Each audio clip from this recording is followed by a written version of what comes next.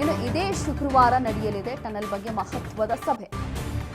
ಆಗುಂಬೆ ಸುರಂಗ ಮಾರ್ಗ ಕುರಿತು ತಜ್ಞರ ಜೊತೆ ಮೀಟಿಂಗ್ ಇದೆ. ಟನಲ್ ಬಗ್ಗೆ ತಾಂತ್ರಿಕ ಪರಿಣಿತರ ಜೊತೆ ಮಹತ್ವದ ಸಭೆ ನಡೆಯುತ್ತೆ. ಅಭಿವೃದ್ಧಿಯೂ ಆಗಬೇಕು, ಪರಿಸರಕ್ಕೆ ಧಕ್ಕೆಯೂ ಆಗಬಾರ್ದು.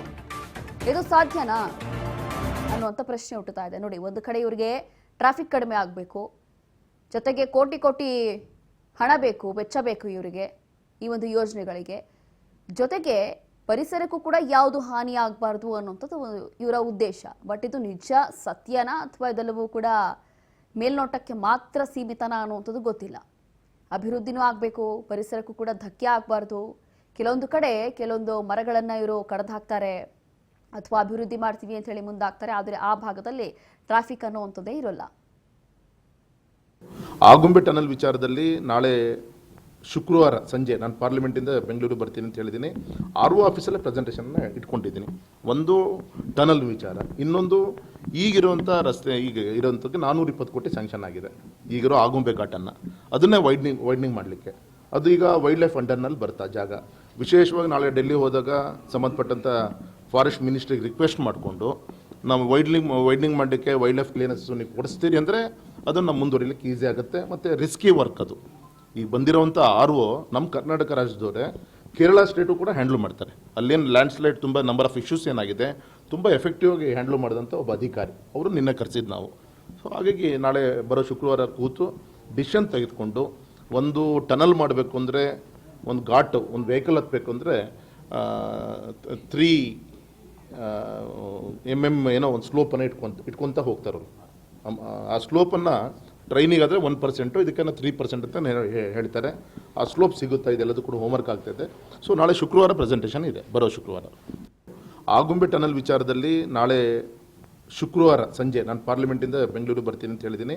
RO ಆಫೀಸಲ್ಲೇ ಪ್ರೆಸೆಂಟೇಷನ್ನ ಅದು ಯಾರು ಇವತ್ತು ಏನು ಪ್ರಕೃತಿಯ ಪ್ರಜ್ಞೆ ಇದ್ದವರು ಯಾರೂ ಕೂಡ ಇವತ್ತು ಅದನ್ನು ಮಾಡಲಿಕ್ಕೆ ಸಾಧ್ಯ ಇಲ್ಲ. ವಯನಾಡಲ್ಲಿ ಏನಾಗಿದೆ ದುರಂತ, ಇವತ್ತು ಹಾಸ್ಪಿಟ್ಲಿಗೆ ಹೋಗೋಕ್ಕೆ ಎಕ್ಸ್ಪ್ರೆಸ್ಸು ನಾವು ಭಾಳ ಬೇಗ ಹೋಗೋಕ್ಕೆ ಅಂತೇಳಿ ಟನಲ್ ಮಾಡೋಕ್ಕೆ ಹೋಗ್ತಿರಲ್ಲ. ನೀವು 100 ಜನ ಆಸ್ಪತ್ರೆಗೆ ಹೋಗೋರು ಪ್ರಾಣ ಉಳಿಸಿದರೆ ಸಾವಿರಾರು ಜನ ಊರೇ ನಾಶ ಆಗುತ್ತೆ. ಸಂಪೂರ್ಣ ಊರೇ ಸಾವಿರಾರು ಜನ ಪ್ರಾಣ ಹೋಗುತ್ತೆ. ನೀವು ಅದನ್ನು ತತ್ಕ್ಷಣ ಕೈ ಬಿಡಿ, ಪರಿಸರ ಹಾಳು ಮಾಡಬೇಡಿ. ಪರಿಸರ ಹೇಗಿದೆ, ಈಗಾಗಲೇ ಸಾಕಷ್ಟು ಹಾಳಾಗಿದೆ. ಪಶ್ಚಿಮ ಘಟ್ಟಗಳನ್ನು ಡಿಸ್ಟರ್ಬ್ ಮಾಡಿದ್ದೀರಿ. ಈಗ ಆಗಿರೋ ಹಾನಿನೇ ಸಾಕು, ಇನ್ನು ಮುಂದೆ ಯಾವುದೇ ಹಾನಿ ಮಾಡಬೇಡ್ರಿ. ಏನು ಟನಲ್ ಇದೆ ಅದು ಯಾವ ಕಾರಣಕ್ಕೂ ಮಾಡಲೇಬಾರ್ದು. ಮಾಡಿದೆ ರಾಜ್ಯದ ಜನರೇ ಬೀದಿಗೆ ಇಳಿತಾರೆ ಅಂತಕ್ಕಂಥದ್ದನ್ನು ಕೂಡ ತಮ್ಮ ಮೂಲಕ ಎಚ್ಚರಿಕೆ ಮಾಡ್ತಾರೆ. ಹೀಗೆ ಇದೀಗ ಆಗುಂಬೆ ಸುರಂಗ ಮಾರ್ಗ ಯಾವುದೇ ಕಾರಣಕ್ಕೂ ಸಾಧ್ಯ ಇಲ್ಲ, ಅದು ಆಗೋದಿಲ್ಲ ಅಂತ ಹೇಳಿ ಅಲ್ಲಿನ ಜನ ಕೂಡ ಹೇಳ್ತಿದ್ದಾರೆ. ನೋಡಿ, ಇಷ್ಟೊತ್ತು ಗಮನಿಸಿದ್ವಿ. ಅದರ ಜೊತೆಗೆ ಇದೇ ಶುಕ್ರವಾರ ಒಂದು ಮಹತ್ವದ ಸಭೆ ಇದೆಯಂತೆ. ಇದೇ ವಿಚಾರದಲ್ಲಿ ಟನಲ್ ಬಗ್ಗೆ ಮಹತ್ವದ ಒಂದು ಮೀಟಿಂಗ್ ಇದೆ. ಅದಾದ ನಂತರ ಹೇಗೆ ಮಾಡಬೇಕು, ಏನು ಮಾಡಬೇಕು ಅಂತ ಹೇಳಿ ಒಂದು ನಿರ್ಧಾರಕ್ಕೆ ಬರ್ತೀವಿ ಅನ್ನೋಂಥದ್ದು ಕೂಡ ಈಗ ಕೊಡ್ತಾ ಇರುವಂಥ ಮಾಹಿತಿ. ತಜ್ಞರ ಜೊತೆ ಒಂದು ಮೀಟಿಂಗ್ ಇದೆ.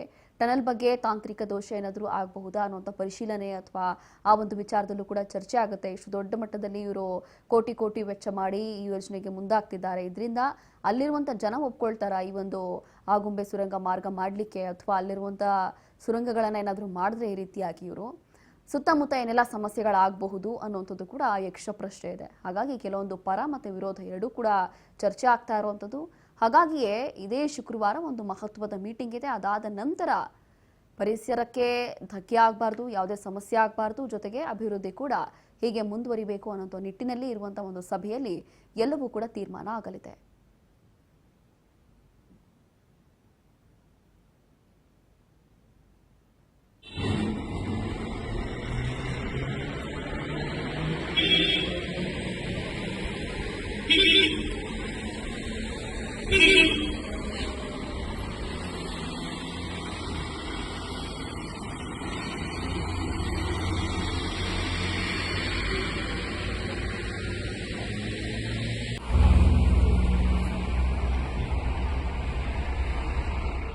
ಹೀಗೆ ಟನಲ್ ಬಗ್ಗೆ ತಾಂತ್ರಿಕ ಪರಿಣಿತರ ಜೊತೆ, ತಾಂತ್ರಿಕ ತಜ್ಞರ ಜೊತೆ ಕೂತ್ಕೊಂಡು ಮೊದಲನೇದಾಗಿ ಚರ್ಚೆ ಆಗುತ್ತೆ, ಸಭೆ ಆಗುತ್ತೆ. ಕಾರಣ ಏನು ಅಂತಂದ್ರೆ ಬಹಳಷ್ಟು ಪರ ಮತ್ತು ವಿರೋಧ ವ್ಯಕ್ತ ಆಗ್ತಾ ಇದೆ.